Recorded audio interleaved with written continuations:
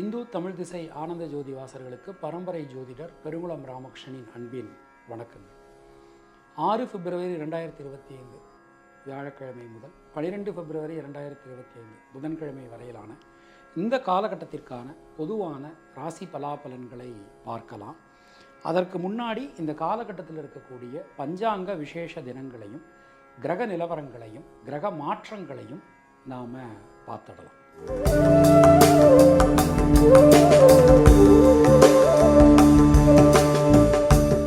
இந்த காலகட்டம் எடுத்துட்டோம்னா தை மாதம் 24ஆம் தேதியிலிருந்து தை மாதம் 30ஆம் தேதி வரையிலான காலகட்டம். பிப்ரவரி 6 வியாழக்கிழமை அன்னைக்கு தை கிருத்திகை, பிப்ரவரி 8 சனிக்கிழமை அன்னைக்கு சுக்லபக்ஷ சர்வ ஏகாதசி, கண்ணப்பர் குரு பூஜை, ஷண்ணவதி நாட்களில் முக்கியமான ஒரு நாள் வைத்திருதி ஸ்ரார்த்தம். பிப்ரவரி 9 ஞாயிற்றுக்கிழமை அன்னைக்கு அறிவட்டாயர் குரு பூஜை, பிப்ரவரி 10 திங்கட்கிழமை அன்னைக்கு வளர்பிறை மகா பிரதோஷம் பராக கல்பாதி, பிப்ரவரி 11 செவ்வாய்க்கிழமை அன்னைக்கு பௌர்ணமி தைப்பூசம் வடலூர் வள்ளலார் ஜோதி தரிசனம், பிப்ரவரி 12 கலியுகாதி அன்றைக்கு விஷ்ணுபதி புண்ணிய காலம். அதாவது மாசி 1 நமக்கு பிப்ரவரி 13 தான், ஆனால் நாள் பிறக்கிறது சூரியன் மாறுறது விஷ்ணுபதி புண்ணிய காலம் 12/2.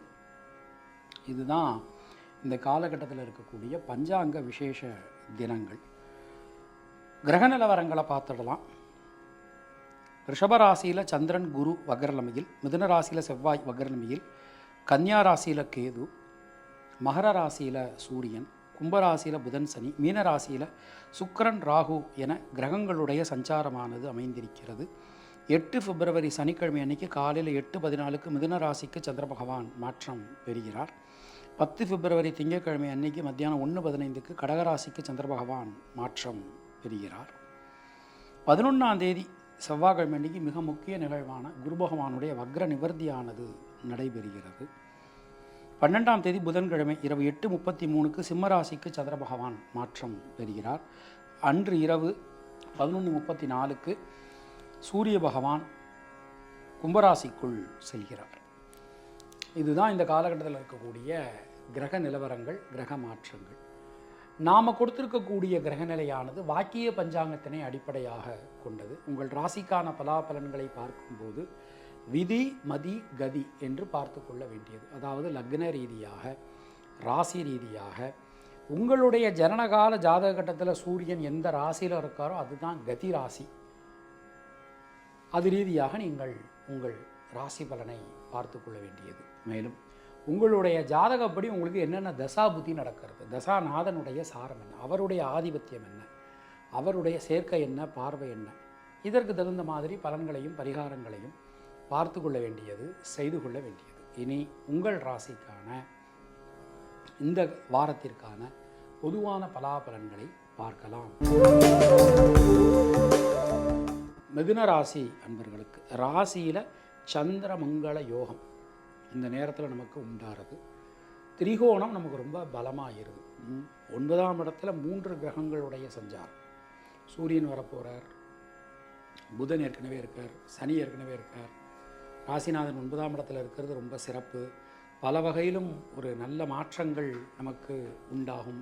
பொருளாதாரத்தில் இருக்கக்கூடிய குழப்பங்கள் சிக்கல்கள் அனைத்து மங்கள காரியங்கள்லாம் உங்கள் மனம் போல நல்லபடியாக நடக்கும். தொழில் ஸ்தானம் ரொம்ப வலிமையாக அமைஞ்சிருக்கு. தொழில் ஸ்தானத்தில் ஒரு அருமையான கிரக கூட்டணி இருக்குது.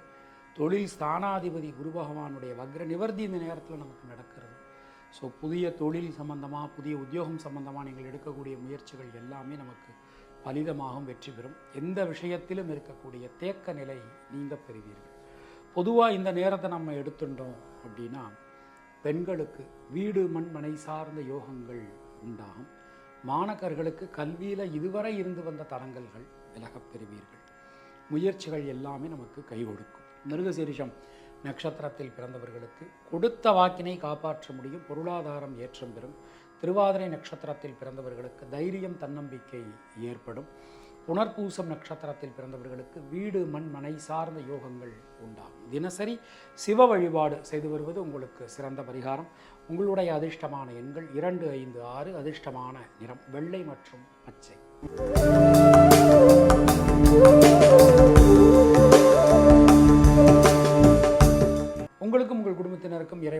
ஆயுளையும் நல்ல ஆரோக்கியத்தையும் வழங்கட்டும் என இறைவனிடம் நான் வேண்டிக் கொள்கிறேன், பிரார்த்திக்கிறேன், ஆசீர்வதிக்கிறேன்.